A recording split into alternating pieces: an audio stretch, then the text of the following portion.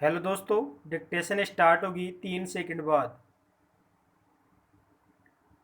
Start. महोदय, देश की लगभग 3/4 जनसंख्या गांवों में रहती है, जिनकी आय कम होने के साथ साथ शिक्षा, पेयजल आदि अन्य आवश्यक सुविधाएं भी उन्हें पर्याप्त मात्रा में उपलब्ध नहीं है। ग्रामीण क्षेत्रों और ग्रामीणों, विशेषकर अनुसूचित जातियों, जनजातियों, कमजोर वर्गों और गरीबी की रेखा से नीचे रहने वाले लोगों का विकास एवं गरीबी उन्मूलन भारत की विकास योजनाओं का प्रमुख उद्देश्य रहा है।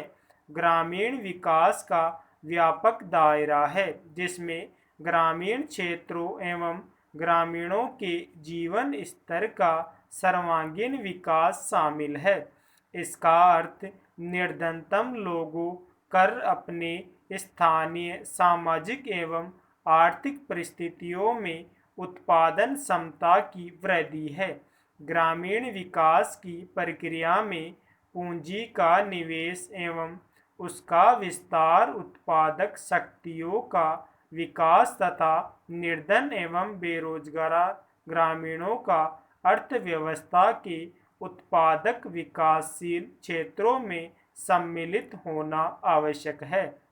मंत्रालय की गतिविधियों का मुख्य उद्देश्य गरीबी पर सीधा प्रहार है, जिसके अंतर्गत विशेष मजदूरी, रोजगार व स्वरोजगार कार्यक्रम है।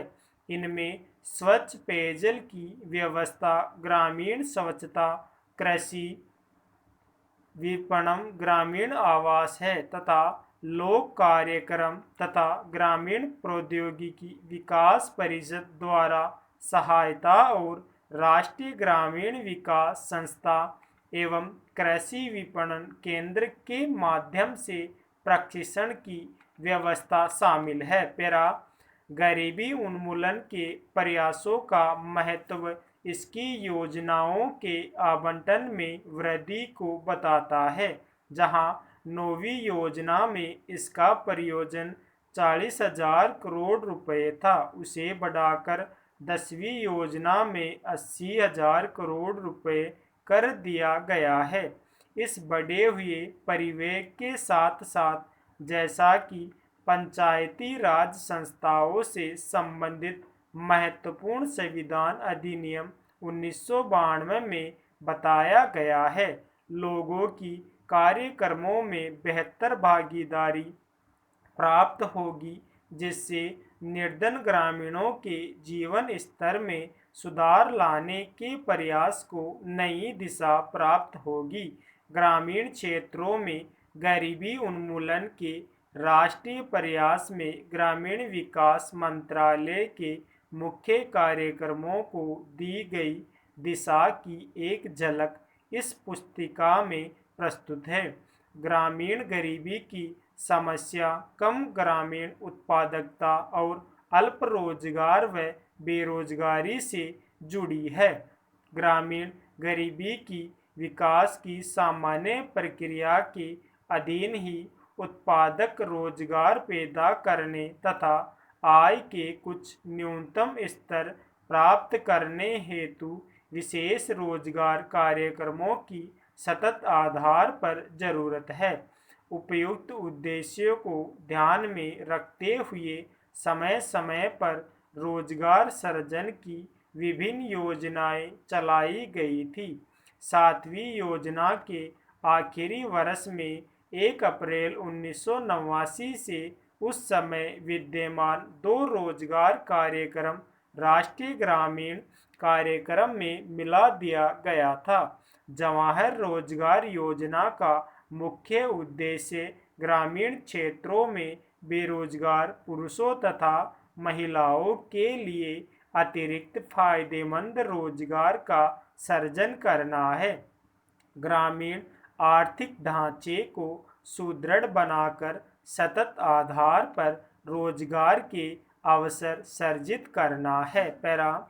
महोदय, सामुदायिक और सामाजिक परिसंपत्तियां सर्जित करना ग्रामीण गरीबों को प्रत्यक्ष तथा निरंतर लाभ पहुंचाने हेतु उनके लिए परिसंपत्तियों का निर्माण करना, मजदूरी स्तरों पर सकारात्मक प्रभाव डालना, ग्रामीण लोगों के जीवन स्तर में समग्र रूप से सुधार लाना, गरीबी की रेखा से नीचे बसर करने वाले लोग लक्षित वर्ग है।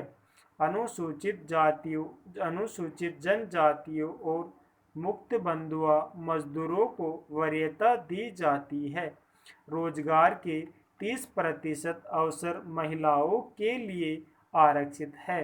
केंद्र और राज्यों द्वारा 80-20 के अनुपात में व्यय वहन किया जाता है।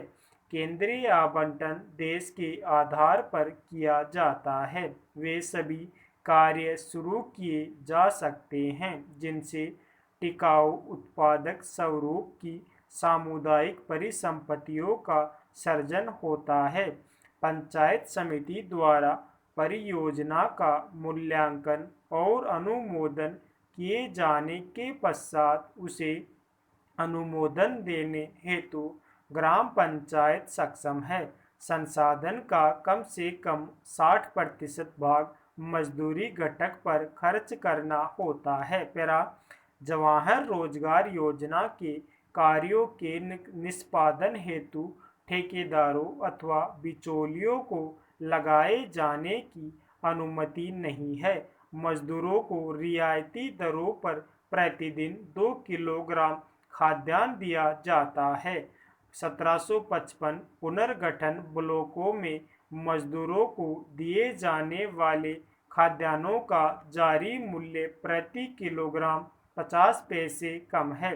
जवाहर रोजगार योजना की सामान्य प्रणाली के अलावा पिछड़ेपन के आधार पर चयन किए गए 120 पिछड़े जिलों में कार्यक्रम को तेज करने के लिए 700 करोड़ रुपए आवंटित किए गए हैं। जवाहर रोजगार योजना की तीसरी पद्धति में विशेष और अभिनव परियोजनाएं प्रारंभ करने का प्रावधान है, जिनका उद्देश्य मजदूरों का नगरों में पलायन को रोकना, महिलाओं के लिए रोजगार के अवसर बढ़ाना तथा स्वयंसेवी संगठनों के माध्यम से ऐसे विशेष कार्यक्रम चलाना है जिनका ध्येय जल संभरण विकास, बंजर भूमि का विकास करना हो। मानव जीवन यापन के लिए आवास महत्वपूर्ण है और इसलिए सामाजिक आर्थिक विकास के लिए यह आवश्यक है। ग्रामीण लोग अच्छे उन्नत किस्म के मकानों की अत्यंत आवश्यकता महसूस करते हैं। ग्रामीण गरीबी लोगों की आवास संबंधी आवश्यकताओं को पूरा करने के प्रयासों के एक भाग के रूप में मई 1985 में इंदिरा आवास योजना की शुरुआत की गई थी। यह कार्यक्रम अब जवाहर रोजगार योजना की उपयोजना के रूप में कार्यान्वित किया जा रहा है। इस कार्यक्रम का उद्देश्य गरीबों में निर्धनतम लोगों के लिए निःशुल्क रिहायशी मकानों का निर्माण करना है। ग्रामीण क्षेत्रों में अनुसूचित जातियों, अनुसूचित जनजातियों तथा बंधुआ मजदूरों को वरीयता दी जाती है। जवाहर रोजगार योजना के तहत राष्ट्रीय स्तर पर 10% संसाधन इन कार्यक्रम के लिए निर्धारित किए जाते हैं। जिलों में निधियों का वितरण अनुसूचित जातियों, अनुसूचित जनजातियों तथा मुक्त बंधुआ मजदूरों की कुल ग्रामीण जनसंख्या में से एक विशेष वर्ग के गरीबों के अनुपात के अनुसार किया जाता है। मकानों का आवंटन लाभभोगी परिवार की महिला सदस्य के नाम किया जाता है। जहां तक कि नए बजट के अंतर्गत कर नीति का संबंध है, अच्छा होता यदि मिट्टी के तेल जैसी वस्तुओं पर अतिरिक्त कर न लगाया जाता। मेरी राय में इस प्रकार के करों से बचना ही उचित है। परंतु वस्तु स्थिति कुछ ऐसी लगती है कि प्राय गरीबों पर करों का भार लादे बिना सरकार की गाड़ी आगे बढ़ ही नहीं सकती। एक नया कर जिसे पहली बार वित्त मंत्री ने लगाने की ठानी है वह कृषि संबंधी आयकर लगाया गया था, परंतु उसे प्रशासन तथा वसूली आदि में इतनी कठिनाइयां आई कि राज्य सरकारों को अपनी नीति बदलनी पड़ी। बात यह है कि गांवों के लोगों पर कर का भार है। स्टॉप।